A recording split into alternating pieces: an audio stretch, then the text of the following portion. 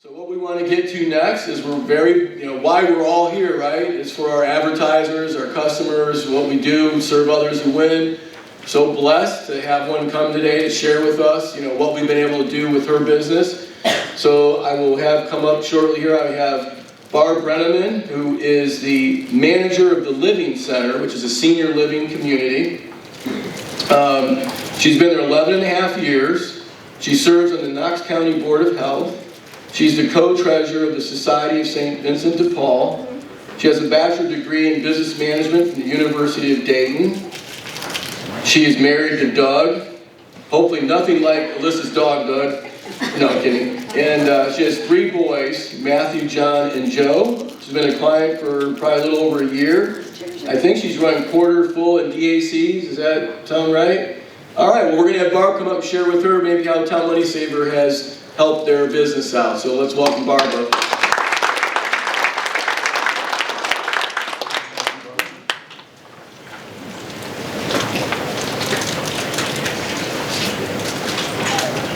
Okay, well, first of all, I want to thank Mark Van Tilburg for inviting me to do this. I've honestly never spoke at an event like this before, so bear with me. So yes, like you said, I've been with the Living Center for 11 and a half years. It'll be 12 this January. Started out just my kids all, I was a stay-at-home mom. Kids all were in school full-time, so went part-time at the Living Center. Then the pandemic hit, became full-time. So the Living Center is family-owned by Levering Management. They are the Levering families out of Fredericktown. Levering Management started in 1956 by Bruce and Joanne Levering. Started with a small skilled nursing facility in Fredericktown, and today they have 4 skilled facilities. Let me think. Delaware Court in Delaware, Country Court in Mount Vernon, Morrow Manor in Chesterville, a small facility, and Winchester Terrace in Mansfield. So they're all skilled nursing facilities. The Living Center is a little different. We're an apartment community, independent apartments for seniors is who we cater to. The residents can come and go as they please. They have their little apartment, but we take care of those daily worries that they don't want to mess with at home anymore. It's hard to cook for one person. So we do 3 meals a day. We do housekeeping. We also have programs and activities. Like today we're having a Veterans Day program. Had a garden club that does a craft yesterday. So we do those kind of activities for them. We also have someone in the building 24 hours a day. They have pull cords in their apartments. So if they need help, there is a staff member there. We have a hair salon, we have a chapel, we have a library. It's just a big community, and it's wonderful. Again, we cater to seniors that just don't want to be or shouldn't be on their own anymore, but they don't need a skilled nursing home. I see so often residents come in and they haven't been eating well. They kind of just snack all day and do easy meals or not really well-rounded meal at all. They don't really have a lot of people to talk to. Maybe a phone call once a day from a family member or a visit from a family member once or twice a week, but they don't have that socialization. So I see them come in the Living Center and they start eating 3 squares a day. And if they do no activities, at minimum, they come down and have 2 or 3 meals in the dining room in community. So you really see them perk up, and they just their brain is stimulated again. They have people to talk to, so it's really really great to see. So that's been our business plan. That's who we target to, and I have to say our community, our average age is probably upper 80s. And we just had 3 ladies in October turn 98. Wow. So they're healthy for their age, but again, they shouldn't be on their own, but they don't need a nursing home. So I love them all. So makes it a little challenging at times, but it's great. So I was talking to Mark, and he was talking about how the pandemic, impacted all your company. Well, our company was impacted as well. In February of 2020, Mind you, we have about 40 apartments. We had 37 residents at the time. Now, some of those were spouses, but that's a great number for us. We are thrilled with that. But I will say in March 2020, our focus totally changed.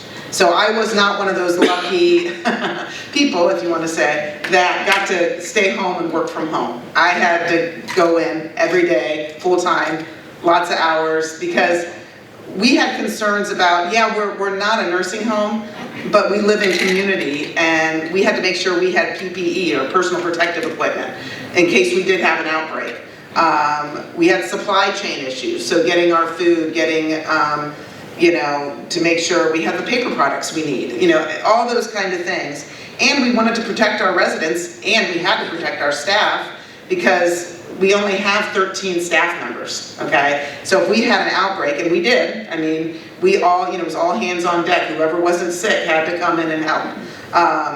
And we limited our visitors, we limited the amount of activities and programs. I mean, for a while we had none. We were delivering, we didn't know what was going on. So we didn't want them to eat in the community, in the dining room, so we were delivering meals to their door. It was hard emotionally on them, on us. It was just not fun. So marketing took a backseat. We weren't focused on that at all. So in those 2 years, so in those 2 years we weren't having the programs. You would have Flag Day, we would have musical programs. We stopped doing all those things because we didn't want to expose our residents. And so after the 2 years, I got to looking, things have calmed down. We opened back up, gradually, but we did.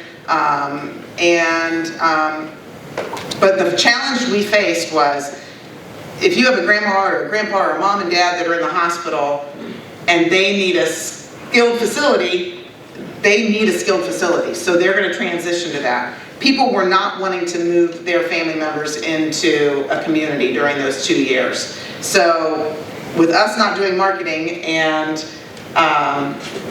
families not reaching out to us, our numbers went from the 37 to, in that February of 2022, we were down to 22 residents because people either had to move on to get more help or simply passed away.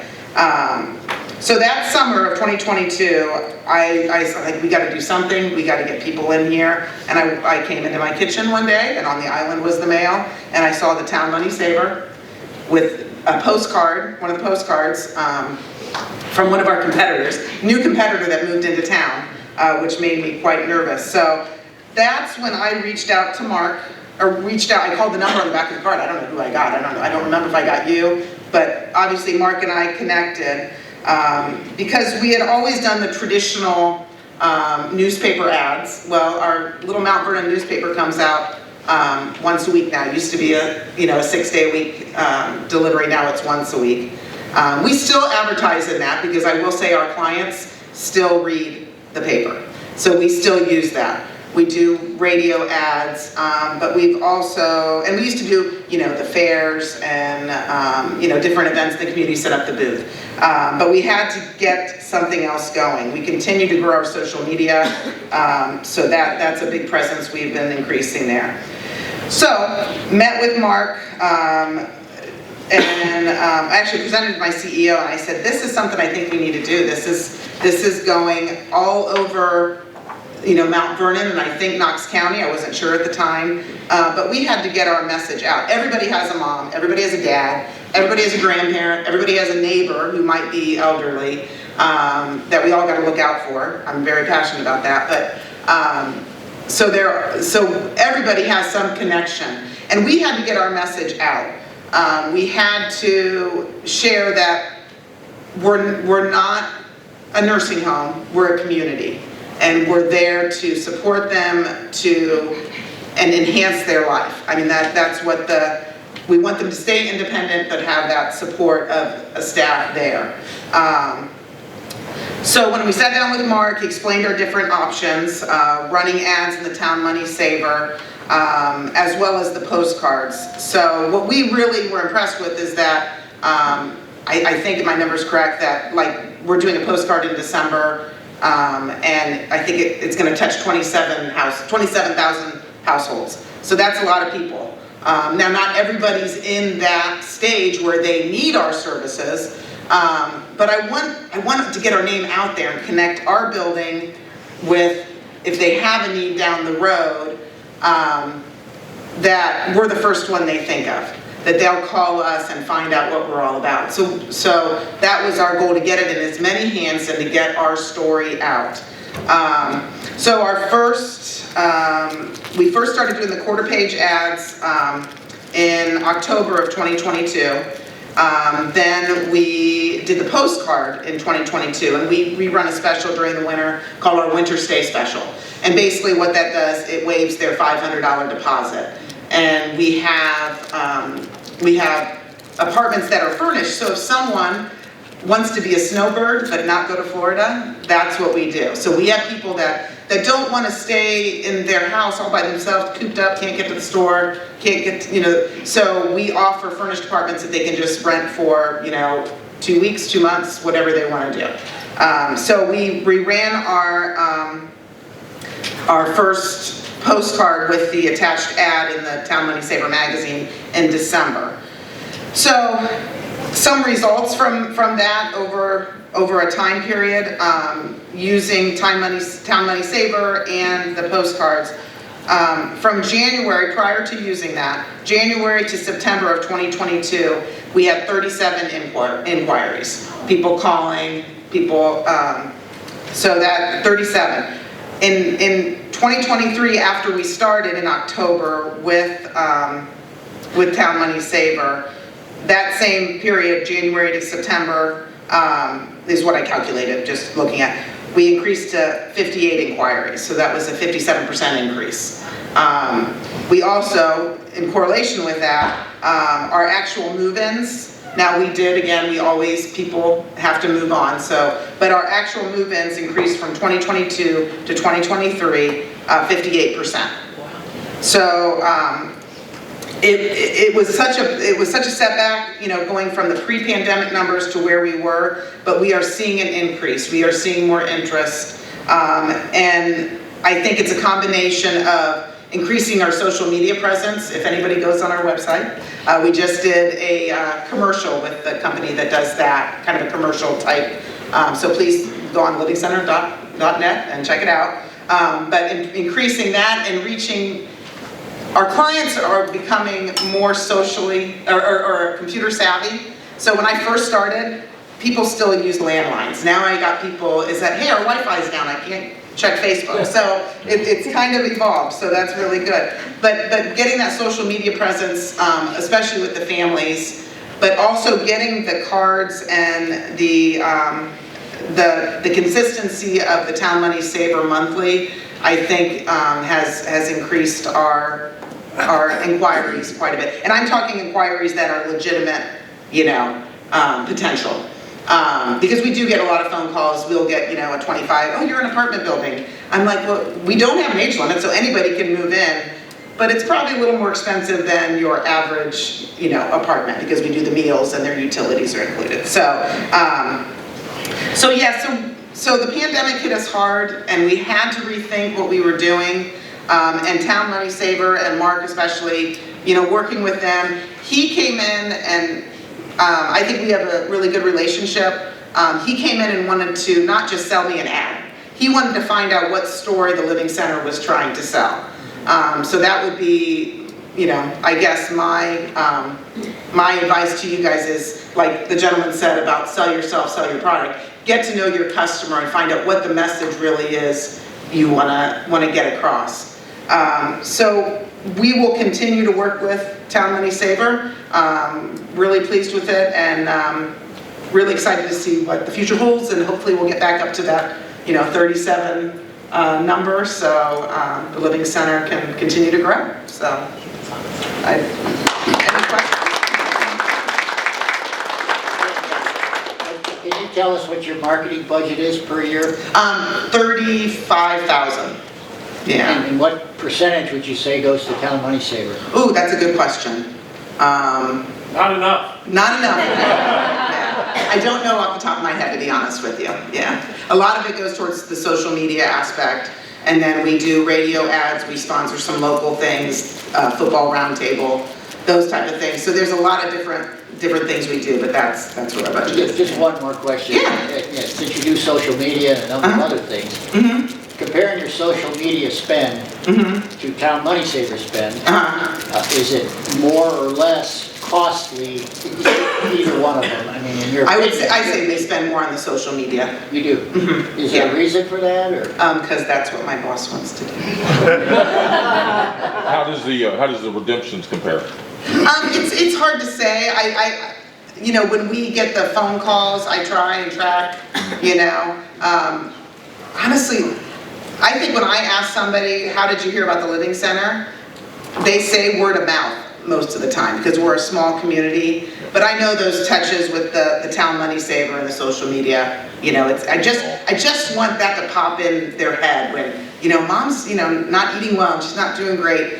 We need to figure something out. I want all these things to come together and say, and so the Living Center is one of the first places they check. Yeah.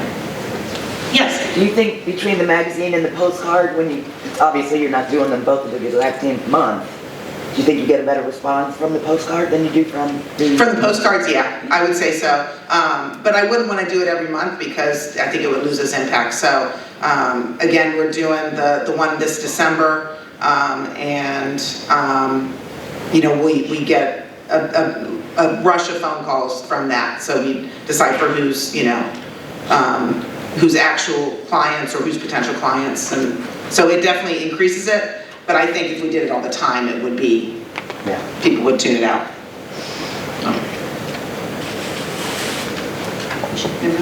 Super. Thank you very much. Okay, thank you for having me.